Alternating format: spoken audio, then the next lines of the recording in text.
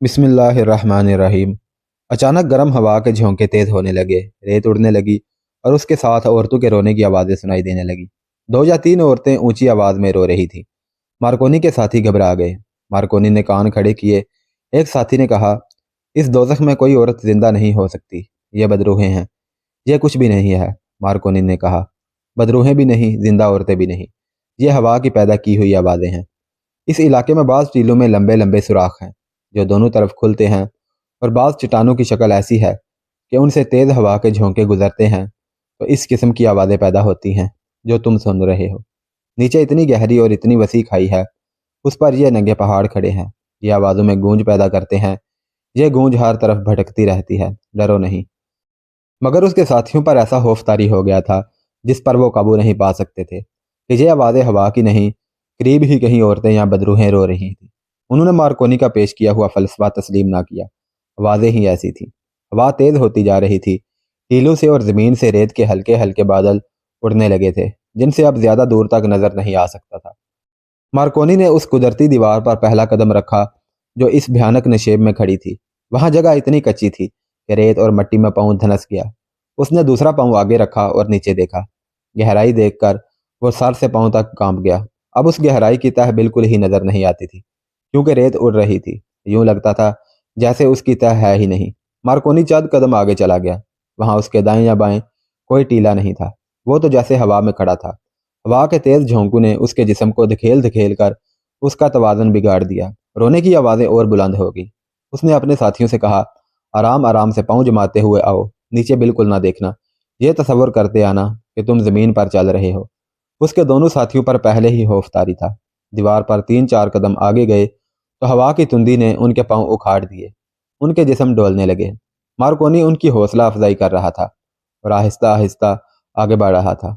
वो वस्त में पहुंच गए और वहां मार्कोनी ने देखा कि दीवार टूटी हुई है और ज़रा नीचे चली गई है। वहां चौड़ाई इतनी कम थी कि खड़े होकर चला नहीं जा सकता था। मार्कोनी बैठ गया और घोड़े की सवारी की पोजीशन में टांगे इधर उधर करके आगे को सिरकने लगा। दीवार की चौड़ाई कम और गोल होती जा रही थी। मार्कोनी नीचे को सिरक गया। उसके पीछे उसका एक साथी भी आगे चला गया। अचानक तीसरे साथी की बेहद घबराई हुई आवाज़ सुनाई दी, मार्कोनी मुझे पकड़ना। मगर उस तक कोई पहुंच ना सका। वह एक तरफ लुढ़क गया। कोई सहारा ना होने की वजह से वो गिर पड़ा। उसकी चीखें सुनाई देती रहीं जो दूर ही दूर होती गईं। फिर धमक की आवाज़ आई। चीखें बंद हो गईं। अंजाम जाहिर था। मार्कोनी ने नीचे देखा। कुछ भी नजर नहीं आता था। गिरकर मरने वालों की चीखों की गूंज अभी तक उस दहशतनाक वीराने में भटक रही थी। मुझे अपने साथ रखो मार्कोनी, दूसरे साथी ने कहा। उसकी आवाज़ कांप रही थी। मैं ऐसी मौत नहीं मरना चाहता। मार्कोनी ने उसका हौसला बढ़ाया और आगे बढ़ने लगा। दीवार ऊपर उठ रही थी। मार्कोनी बैठे बैठे आगे बढ़ता गया। रोने की आवाज़ें बदस्तूर आ रही थी और उनके तीसरे साथी की चीखों की गूंज इस तरह भटक रही थी जैसे चीख ऊपर जाकर उनके ऊपर मंडला रही हो। दीवार कुछ चौड़ी हो गई। मार्कोनी ने घूमकर अपने साथी का हाथ पकड़ा और उसे ऊपर कर लिया।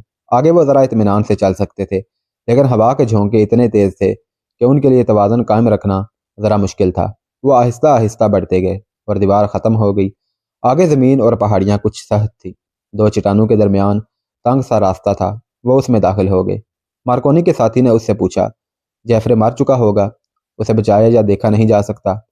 मार्कोनी ने उसकी तरफ देखा, आह भरी और नफी में सर हिलाया। उसकी आंखों में आंसू आ गए। उसने कुछ कहे बगैर अपने साथी के कंधे पर थपकी दी और आगे चल पड़ा। यह भी एक गली सी थी जो फराख होती जा रही थी। मार्कोनी ने अपने साथी से कहा, हम खुशकिस्मत हैं कि हम जहाँ जाते हैं वहाँ एक ही रास्ता मिलता है। एक से ज्यादा रास्ते हों तो भटक जाने का खतरा होता है। यह गली खत्म हो गई। आगे जगह कुशादा होते होते बहुत ही खुल गई और जमीन ऊपर को उठती गई। हवा अभी तक तेज थी। मार्कोनी को बिल्कुल अंदाजा नहीं था कि वो इस हैबतनाक इलाके में कितनी दूर और अंदर पहुंच गया है। उसे सिर्फ ये एहसास रह गया था कि दुनिया से उसका रिश्ता मुनक़ता हो चुका है। वो सलीब के नाम पर दीवाना हुआ जा रहा था। फिरौन का मदफन तलाश करने का मकसद उसके सामने यही था कि उसे निकले हुए खजानों से मुसलमानों को खरीद कर उन्हें सुल्तनत इस्लामिया के ही खिलाफ इस्तेमाल किया जाएगा और दुनिया में सलीब की हुक्मरानी होगी। वो अपने डरे हुए साथी के साथ आगे बढ़ता गया। हवा उसी तरफ से आ रही थी। पहाड़ों की चोटियां दाएं बाएं को हट गई थी और सामने आसमान नजर आ रहा था। मार्कोनी चढ़ाई चढ़ रहा था और वो रुक गया और हवा को सूंघ कर बोला, तुम भी सूंघो। हवा में जो बू है वो सहरा की नहीं, तुम्हारा दिमाग जवाब दे गया है, उसके साथी ने कहा। सहरा में सहरा की बू नहीं है تو اور کس کی ہے؟ تم اطالوی ہو شاید تمہیں اپنے گھر کی بو آ رہی ہے۔ مارکونی کے چہرے پر کچھ اور تاثر تھا، وہ ہوا کو سونگھ رہا تھا۔ اس نے اپنے ساتھی سے کہا، تم شاید ٹھیک کہتے ہو، میرے دماغ پر صحرا کی صحبت کا اثر ہو گیا ہے، یہاں پانی نہیں ہو سکتا۔ میں شاید خیالوں میں کھجوروں، سبزے اور پانی کی بو سونگ رہا ہوں۔ میں اس بو سے اچھی طرح واقف ہوں، یہ میرا تجربہ ہے، مگر میرے سونگنے کی حس مجھے دھوکہ دے رہی ہے۔ اس جہنم میں پانی کی بوند بھی نہیں ہو سکتی۔ مارکونی، اس کے ساتھی نے اس کا بازو پکڑ کر اسے روک لیا اور کہا، میں بھی ایک بو سونگ رہا ہوں، موت کی بو۔ مجھے موت اپنی طرف بڑھتی ہوئی محسوس ہو رہی ہے۔ آؤ دوست، جدھر سے آئے ہیں ادھر ہی لوٹ چلیں۔ اگر تم سمجھتے ہو کہ میں بزدل ہوں تو مجھے میدان جنگ میں بھیج دو، 100 مسلمانوں کو کاٹنے سے پہلے نہیں مروں گا۔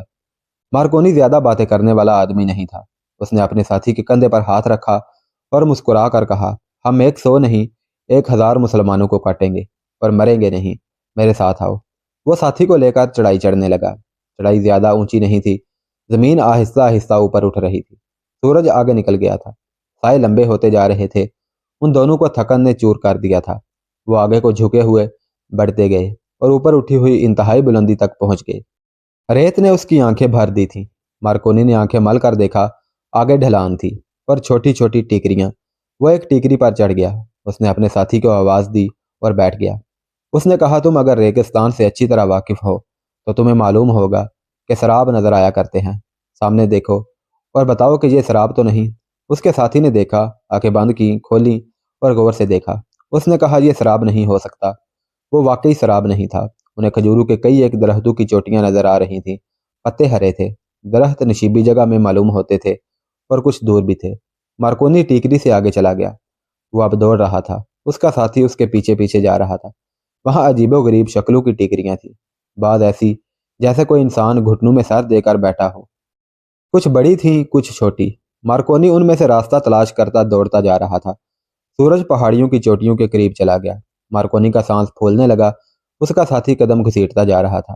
مارکونی اچانک رک گیا اور آہستہ آہستہ یوں پیچھے ہٹنے لگا جیسے اس نے کوئی ڈراؤنی چیز دیکھ لی ہو۔ اس کا ساتھی اس سے جا ملا اور حیرت سے اسے دیکھنے لگا۔ ان دونوں کو اپنی آنکھوں پر یقین نہیں آ رہا تھا۔ انہیں ایک نشیب نظر آ رہا تھا، یہ کم و بیش 1 میل وسیع اور عریض تھا۔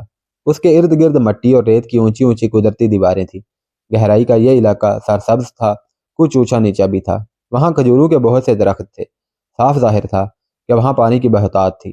ایسے جہنم میں ایسا سرسبز گوشہ فریب نگاہ نہیں تھا۔ وہ اسی خطے کی بو تھی جو مارکونی نے سونگی تھی۔ مارکونی کو اس جگہ سے کچھ آگے ایسی پہاڑیاں نظر آ رہی تھیں جو ریت اور مٹی کی نہیں بلکہ پتھروں اور پتھریلی سلوں کی تھی۔ ان کا رنگ سیاہی مائل تھا۔ اس جہنمی خطے کے باہر سے یہ پہاڑیاں نظر نہیں آتی تھیں اور اس سرسبز جگہ کا کوئی تصور بھی نہیں کر سکتا تھا۔ مارکونی نے تیزی سے بیٹھ کر اپنے ساتھی کو بھی بازو سے پکڑ کر بٹھا دیا۔ انہیں ایک اور عجیب و غریب چیز نظر آ گئی تھی۔ یہ 2 انسان تھے جو نشیب میں اسی طرف آ رہے تھے۔ وہ سر سے پاؤں تک ننگے تھے، ان کے رنگ گہرے بادامی اور ان کے چہرے اچھے خاصے تھے۔ کہیں سے ایک عورت نکلی، وہ کسی اور طرف جا رہی تھی۔ اس کے بال بکھرے ہوئے اور کمر تک لمبے تھے۔ شکل و صورت سے یہ لوگ حبشی اور جنگلی نہیں لگتے تھے۔ یہ بدروحیں ہیں، مارکونی کے ساتھی نے کہا، یہ انسان نہیں ہو سکتے۔ مارکونی، سورج غروب ہونے والا ہے، اٹھو پیچھے کو بھاگ چلیں، رات کو یہ ہمیں زندہ نہیں چھوڑیں گے۔ مارکونی انہیں بدروحیں سمجھتے ہوئے بھی کہہ رہا تھا کہ یہ انسان ہو سکتے ہیں۔ وہ یقین کرنا چاہتا تھا کہ یہ کون لوگ ہیں۔ وہ ہوا میں اڑ نہیں رہے تھے، زمین پر چل رہے تھے۔ دور انہیں 3 بچے ایک دوسرے کے پیچھے بھاگتے دوڑتے نظر آئے۔ ان سب کی حرکتیں ایسی تھیں جن سے یقین ہوتا تھا کہ یہ انسان ہیں۔ مارکونی پیٹ کے بل سرکتا آگے چلا گیا۔ اس کا ساتھی بھی اس کے پہلو میں جا لیٹا۔ وہ جہاں لیٹ کر دیکھ رہے تھے وہاں کی دیوار عمودی نہیں کچھ ڈھلانی تھی اور ریت زیادہ تھی۔ مارکونی کے ساتھی نے غالباً اور آگے ہونے کی کوشش کی، یا جانے کیا ہوا، وہ نیچے کو سرک گیا اور لڑکتا ہوا نیچے جا پڑا۔ وہاں سے اوپر آنا ممکن نہیں تھا۔ مارکونی پیچھے کو سرک کر ایک ایسی ٹیکری کی اوٹ میں ہو گیا جہاں سے وہ نیچے دیکھ سکتا تھا۔ یہ ڈھلان جہاں سے سلیبی گرا تھا 30-40 گز اونچی تھی۔ مارکونی نے اپنے ساتھی کو اٹھتے دیکھا۔ وہ ڈھلان پر چڑھنے کی کوشش کرنے لگا۔ مارکونی اس کی کوئی مدد نہیں کر سکتا تھا۔ وہ 2 ننگے آدمی جو اسی طرف آ رہے تھے دوڑ پڑے۔ مارکونی نے انہیں اوپر سے دیکھ لیا، اس کے ساتھی نے نہ دیکھا۔ مارکونی اسے آوازیں نہیں دے سکتا تھا کیونکہ وہ ظاہر نہیں کرنا چاہتا تھا کہ وہاں کوئی اور انسان بھی ہے۔ ان 2 آدمیوں نے مارکونی کے ساتھی کو پیچھے سے دبوچ لیا۔ اس کے پاس خنجر تھا اور ایک چھوٹی تلوار بھی، مگر ہتھیار نکالنے کا موقع نہ ملا۔ ان آدمیوں نے اسے نیچے گرا لیا۔ وہ عورت جو کہیں جا رہی تھی دوڑتی آئی، ادھر سے بچے بھی آ گئے۔ انہوں نے اپنی زبان میں کسی کو پکارا، معلوم نہیں کہاں سے 10-12 آدمی جو سب ننگے تھے دوڑتے آئے۔ ایک نے مارکونی کے ساتھی کی کمر سے تلوار نکال لی، اسے گرا لیا گیا اور مارکونی نے دیکھا کہ تلوار سے اس کے ساتھی کی شاہ رگ کاٹ دی گئی۔ سب آدمی ناچنے لگے، وہ کچھ گا بھی رہے تھے اور ہنس بھی رہے تھے۔ اتنے میں ایک ضعیف العمر انسان آ گیا، اس کے ہاتھ میں اپنے قد جتنا لمبا عصا تھا۔ اسے دیکھ کر سب ایک طرف ہٹ گئے۔ یہ بوڑھا ابھی ننگا تھا، اس کے عصا کے اوپر والے سرے پر 2 سانپوں کے پھن بنے ہوئے تھے، یہ فرعونوں کا امتیازی نشان ہوا کرتا تھا۔ بوڑھے نے مارکونی کے ساتھی کے جسم کو ہاتھ لگایا، وہ اب تڑپ نہیں رہا تھا، مر چکا تھا۔ بوڑھے نے ایک ہاتھ ہوا میں بلند کیا اور آسمان کی طرف دیکھ کر کچھ کہا۔ تمام ننگے انسان، جن میں چند ایک عورتیں بھی تھیں اور بچے بھی، سجدے میں گر پڑے۔ بوڑھا ابھی تک کچھ بول رہا تھا، اس نے ہاتھ پھر اوپر کیا اور سب سجدے سے سر اٹھا کر اٹھ کھڑے ہوئے۔ بوڑھے کو ڈھلان کی طرف اشارے کر کے بتایا جا رہا تھا کہ یہ آدمی ادھر سے نیچے آیا ہے۔ بوڑھے کے اشارے پر وہ لوگ مارکونی کے ساتھی کی لاش کو اٹھا لے گئے۔ مارکونی کو یہ خطرہ نظر آنے لگا کہ یہ پر اسرار انسان اوپر آ کر ہر طرف دیکھیں گے کہ نیچے گرنے والے کے ساتھی بھی اوپر ہوں گے۔ وہ کچھ دیر وہیں سے نیچے دیکھتا رہا، پھر سورج غروب ہو گیا۔ مارکونی نے موت کو قبول کر لیا اور فیصلہ کر لیا کہ وہ اس جگہ اور ان لوگوں کے بھید کو پانے کی کوشش کرے گا۔ اس نے ایک ہاتھ میں خنجر اور دوسرے ہاتھ میں چھوٹی تلوار لے لی اور ادھر ادھر دیکھتا ایک اور سمت چل پڑا۔ شام اندھیری ہوتی جا رہی تھی، وہ اوپر ہی اوپر سے اس طرف جا رہا تھا جس طرف وہ اس کے ساتھی کو لے گئے تھے۔ وہاں کوئی آہٹ اور کوئی آواز نہیں تھی، ڈراؤنا سا سکوت تھا۔ وہ دائیں بائیں اور پیچھے دیکھتا آگے ہی آگے چلتا گیا۔ وہ نشیب کی گولائی کے ساتھ ساتھ جا رہا تھا۔ اسے دھیمی دھیمی آوازیں سنائی دینے لگیں۔ جب یہ آوازیں بلند ہو گئیں تو یہ ناچنے اور گانے کا ترنم اور ہنگامہ تھا۔ وہ ان آوازوں کی سمت گیا تو اسے ایک اور منظر نظر آیا۔ بائیں طرف ایک اور وسیع نشیبی جگہ تھی، کئی مشعلیں جل رہی تھیں، وہاں بھی سبزہ تھا، جہاں کم و بیش 25 مرد، عورتیں اور بچے آہستہ آہستہ ناچ اور گا رہے تھے۔ ان کے درمیان بہت سی آگ جل رہی تھی۔ اس کے ذرا اوپر ایک انسانی لاش سر اور پاؤں سے باندھ کر زمین کے متوازی لٹکائی ہوئی تھی، اسے گھمایا جا رہا تھا۔ یہ مارکونی کا ساتھی تھا جسے بھونا جا رہا تھا۔ مارکونی یہ ہولناک منظر دیکھتا رہا اور اس نے یہ منظر بھی دیکھا کہ بوڑھے نے اس کے ساتھی کے جسم سے گوشت کاٹ کر سب میں تقسیم کرنا شروع کر دیا۔ مارکونی کے دل پر ایسا گہرا اثر ہوا کہ وہاں سے ادھر کو واپس چل پڑا جدھر سے آیا تھا۔ اسے راستہ یاد تھا، وہ چوکنا ہو کر چلا جا رہا تھا۔ وہ اس دیوار پر پہنچا جو تصوروں سے زیادہ گہرے نشیب میں کھڑی تھی، یہیں اس کا ایک ساتھی گرا تھا۔ وہ جب دیوار کے درمیان اس جگہ پہنچا جہاں سے اس کا ساتھی گرا تھا، اسے دور نیچے گرانے اور بھونکنے کی دبی دبی آوازیں سنائی دے رہی۔ وہ سمجھ گیا کہ صحرائی لومڑیاں اس کے ساتھی کو کھا رہی ہیں۔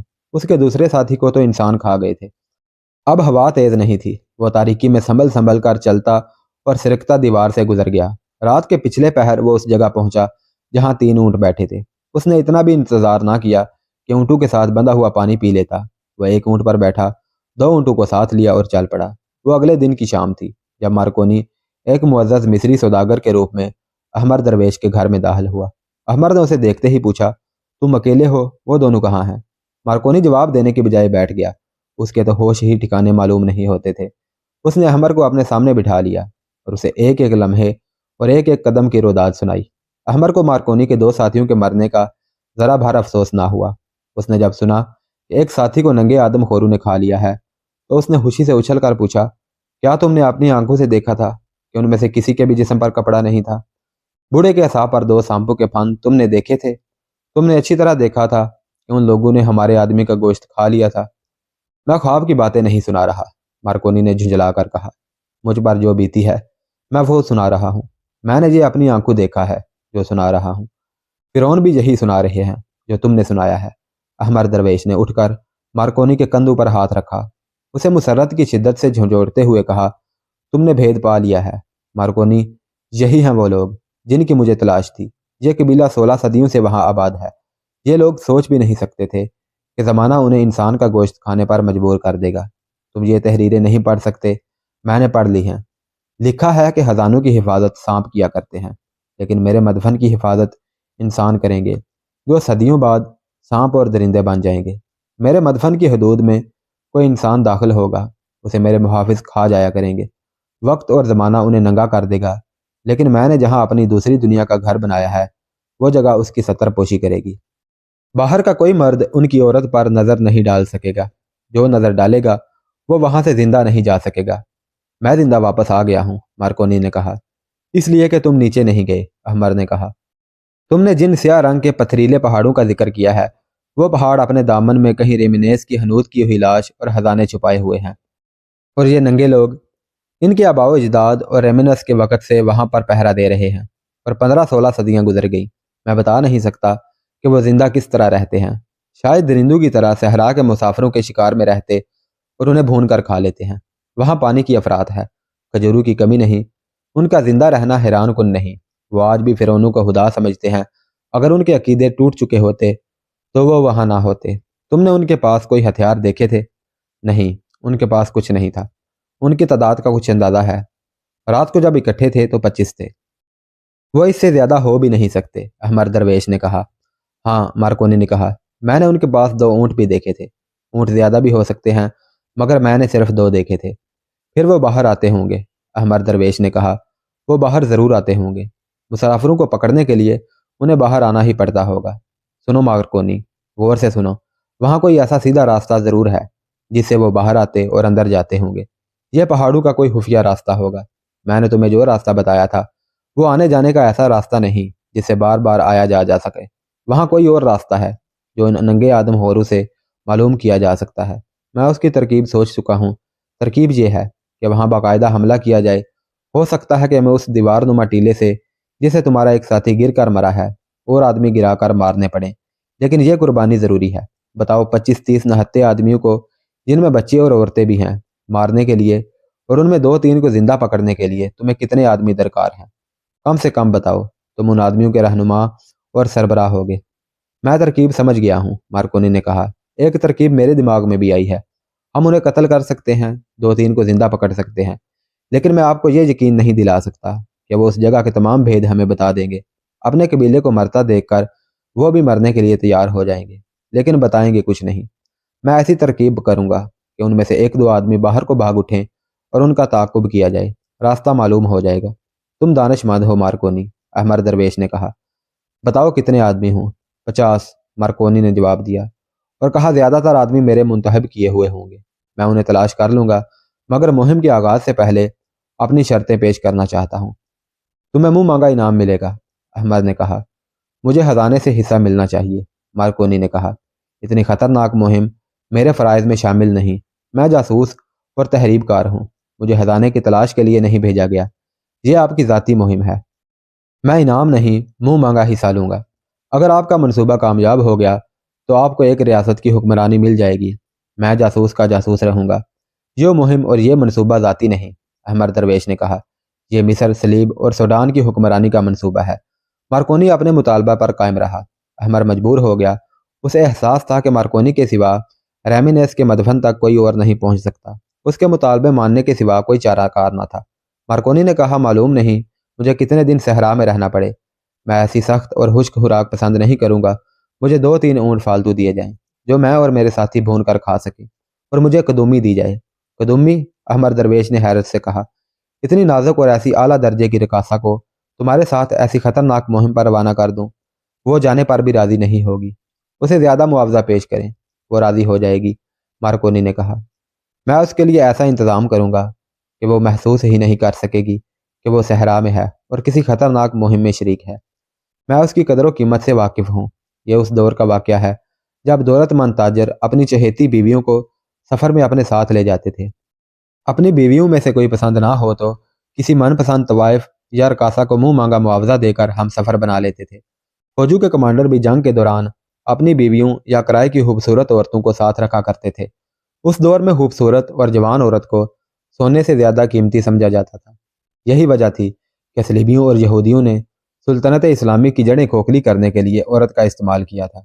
مارکونی کا یہ مطالبہ کہ وہ ایک رقاصہ کو اپنے ساتھ رکھے گا کوئی عجیب یا غیر معمولی مطالبہ نہ تھا۔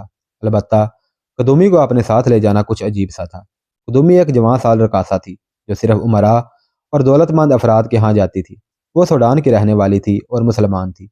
وہ خوبصورت تو تھی ہی، مگر اس کے ناز و ادا میں جو جادو تھا اس نے بڑے بڑے لوگوں کے دماغ خراب کر رکھے تھے۔ سوچا بھی نہیں جا سکتا تھا کہ قدومی مارکونی کے ساتھ صحرا میں چلی جائے گی۔ مارکونی اس کے بغیر جانے پر راضی نہیں ہو رہا تھا۔ احمر درویش کو آخر یہ وعدہ کرنا پڑا कि वो कदूमी को उसके साथ भेज देगा। उसी रोज़ 50 आदमियों की तलाश शुरू हो गई। काहिरा में सलीबी जासूसों और तखरीबकारों की कमी नहीं थी। मार्कोनी ज़्यादातर आदमी उन्हीं में से अपने साथ ले जाना चाहता था, क्योंकि वो उसके एतमाद के आदमी थे। अहमर भी उसी गिरोह के आदमियों का इंतखाब करना चाहता था।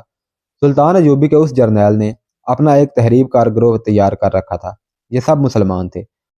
उनके अगराज़ व मकासद सलीबियों वाले थे। अहमर दरवेश ने अपना ईमान नीलाम करके उन चंद एक मुसलमानों को भी ईमान फरोश बना दिया था। ये सब सलाहुद्दीन अयूबी के दुश्मन बन गए थे और उनका उठना बैठना हसन बिन सब्बाह के फिदाइयों के साथ शुरू हो गया था। कदूमी के पास मार्कोनी खुद अहमर दरवेश का पैगाम लेकर गया। अहमर मामूली हैसियत का आदमी नहीं था। वो फौजी हाकिम था और मिस्र पर अमलन फौज की हुकूमत थी। वैसे भी कदूमी अहमर के ज़ेर असर थी। उसने बादल नहास्ता हाँ कर दी, लेकिन मार्कोनी ने उसे ये बताकर कि वो फ़िरौन के मदफन में से हीरे जवाहरात निकालने जा रहे हैं, कदूमी पर ऐसा नशा तारी कर दिया कि वो फ़ौरन रवाना होने को तैयार हो गई। मार्कोनी मजा हुआ चालाक और होशियार आदमी था। उसने कदूमी को मलका क्लीओपेत्रा बना दिया। कदूमी एक रकासा थी जिसके कोई जज्बात नहीं थे। उसे अपने जिस्म, अपने हुस्न, अपने फ़न और ज़रो जवाहरात से प्यार था। वह उन औरतों में से थी जो इस खुशफहमी में मुब्तला होती हैं कि उनके हुस्न जवानी को कभी ज़वाल नहीं आएगा। मार्कोनी ने उसे ये नहीं बताया था कि फ़िरौन के मदफन से बरामद होने वाला खजाना कहाँ और क्यों सरफ किया जाएगा। 50 आदमियों की तलाश में 15-20 दिन लग गए। उनमें ज़्यादातर तादाद सलीबी तहरीबकारों की थी। बाकी मुसलमान थे, वो भी सलीबियों के ही तहरीबकार थे। सब ऊँटों पर सवार होकर काहिरा से निकल गए थे, लेकिन वो इकट्ठे रवाना ना हुए। 3-3, 4-4 की टोलियों में मुसाफिरों और ताजरों के रूप में निकले। कदूमी को एक पर्दादार बीवी के बहरूप में ले जाया गया। मार्कोनी उसका हामद बना। उन दोनों के साथ 2 आदमी थे, एक सलीबी था और दूसरा मुसलमान जिसका नाम इस्माइल था। यह अहमर के खास आदमियों में से था। अपनी ज़रूरत पर और किराए पर भी हर जुर्म कार गुजरता था। किराए के कातलों में से भी था। मुआशरे में उसकी कोई हैसियत और इज्जत नहीं थी, लेकिन हैसियत वाले लोग उसे सलाम करते थे। मार्कोनी भी उसे अच्छी तरह जानता था और इस मुहिम में उसे काबिल एतमाद समझता था। ये सब अलग अलग रास्तों से रवाना हुए थे। उन्हें 18 कोस दूर वो जगह बता दी गई थी जहां उन्हें इकट्ठा होना था। उनके पास तीरों कमान और तलवारें थी, रस्से और खुदाई का सामान था। सबसे पहले मार्कोनी, इस्माइल, कदूमी और उनका एक सलीबी साथी वहां पहुंचे थे। मार्कोनी उन्हें उस पहाड़ी इलाके के अंदर ले गया था। सूरज गुरूब हो चुका था और उन्होंने खैमे लगा लिए थे। उसी रात उनके साथियों को पहुंच जाना चाहिए था। इस्माइल कदूमी को जानता था, कदूमी उससे वाकिफ नहीं थी। एक वो महाज था जिस पर नूरुद्दीन जंगी लड़ रहा था। उसने करक का कला फतह करके वहां के और मज़ाफ़ात के इलाकों में इंतजामात मुकम्मल कर लिए थे। उसके गश्ती दस्ते दूर दूर तक गश्त करते थे ताकि सलीबी किसी तरफ से जवाबी हमले के लिए आएँ तो कबल अज वक्त इतला मिल जाए। उन दस्तों का तसादुम सलीबी दस्तों से होता रहता था। जंगी तमाम तर इंतजामात सुल्तान अयूबी की फ़ौज के हवाले करके बगदाद वापस जाने की तैयारियां करना चाहता था। वह सुल्तान अयूबी के इंतज़ार में था, मगर सुल्तान अयूबी दूसरे महाज पर लड़ रहा था जो सलीबियों और उनके पैदा करदा गद्दारों ने मिस्र में खोल रखा था। यह महाज ज़्यादा खतरनाक था। सुल्तान अयूबी उस ज़मीन दोज़ महाज पर लड़ने की अहलियत रखता था।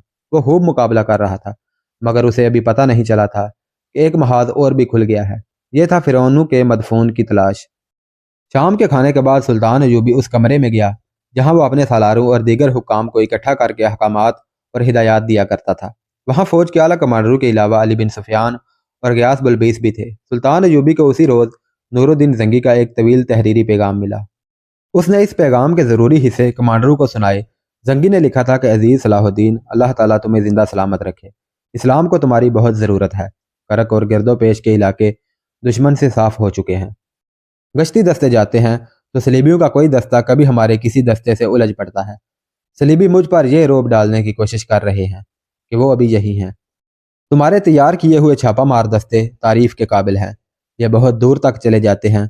तुमने उन पर जो मेहनत की है वो उसका सिला दे रहे हैं। तुम्हारे जासूस उनसे भी दलेर और अक्लमंद हैं।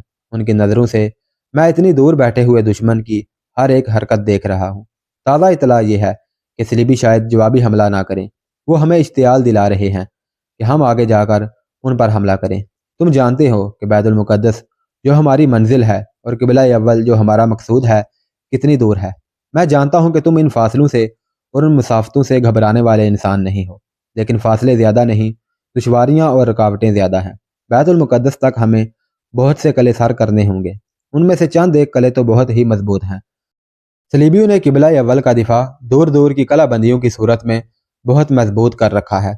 जासूसों ने यह भी बताया है कि सलीबी इस कोशिश में हैं कि यूनानियों, बाजंतीनियों और तालवियों का बहरी बेड़ा मुतहिदा हो जाए और मिस्र पर हमला आवर होकर शुमाली इलाके में फौजें उतार दें। तुम्हें इस सूरत हाल के लिए तैयार रहना चाहिए। पेशबंदी कर लो। तुम्हारे पास दूर मार आतशीन गोले फेंकने वाली मंजनीकें ज़्यादा होनी चाहिए। मैं ये मशवरा दूंगा कि शुमाली इलाके की ज़मीन इजाज़त दे तो दुश्मन के बहरी बेड़े को साहल तक आने दो। वहाँ मुज़ाहमत ना करो। दुश्मन को इस खुशफहमी में मुब्तला कर दो कि उसने तुम्हें बेखबरी में आन दबोचा है। फौजें उतर आएँ तो जहाज़ों पर आग बरसाओ और सलीबी फौज को अपनी पसंद के मैदान में घसीट लाओ। मैं तुम्हारी मजबूरियों से बेखबर नहीं हूँ। तुम्हारे कासिद ने तमाम हालात बताए हैं। रब काबा की कसम, सलीबियों की सारी बादशाहियाँ तूफ़ान की तरह आ जाएं तो भी उम्मत रसूल सल्लल्लाहु अलैहि वसल्लम का कुछ नहीं बिगाड़ सकती। उम्मत लहू देना जानती है। यह सरफरोशों की उम्मत है, मगर ईमान फरोशों ने हमें जंजीरें डाल रखी हैं। तुम काहिरा में कैद हो गई हो, मैं बगदाद से नहीं निकल सकता। औरत, शराब और ज़रो दौलत ने हमारी सफ़ों में शगाफ डाले हैं। अगर हमारे घर में सुकून और एतमाद होता तो हम दोनों सलीब का मुकाबला करते, मगर कुफ़ार ने ऐसा तिलिस्म पैदा किया है कि मुसलमान भी काफर हो गए हैं। ये काफर मुसलमान इतने मुर्दा हो चुके हैं कि ये एहसास भी नहीं रखते कि उनका दुश्मन उनकी बेटियों की असमत से खेल रहा है।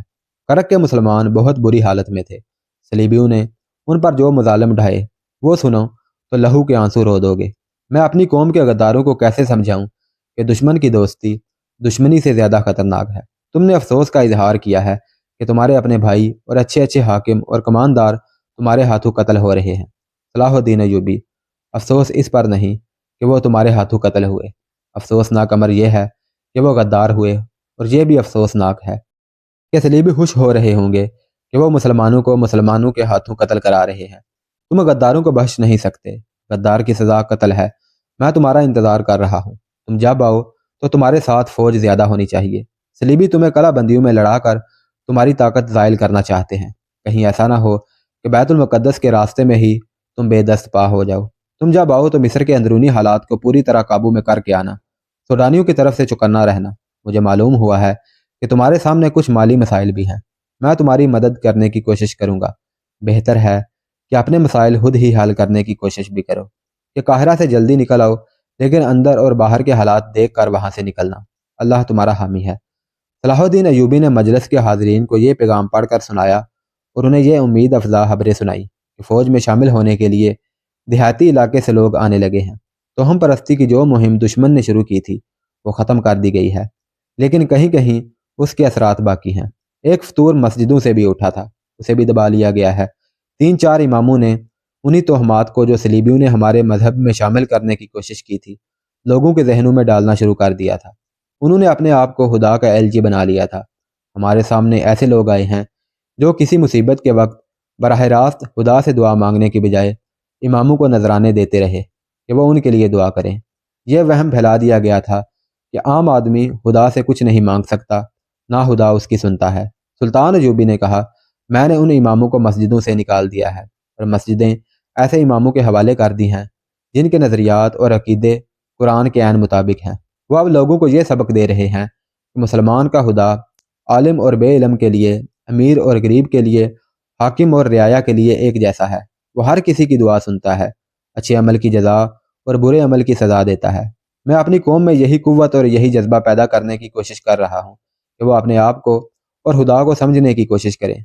मेरे दोस्तों, तुमने देख लिया है कि तुम्हारा दुश्मन सिर्फ मैदान जंग में नहीं लड़ रहा, वो तुम्हारे दिलों में नए अकीदे डाल रहा है। यहूदी इस मुहिम में पेश पेश है। यहूदी अब कभी तुम्हारे आमने सामने आकर नहीं लड़ेगा। वो तुम्हारे ईमान को कमज़ोर करने की कोशिश कर रहा है। इस अमल में इतनी जल्दी कामयाब नहीं हो सकता, लेकिन वो नाकाम भी नहीं होगा।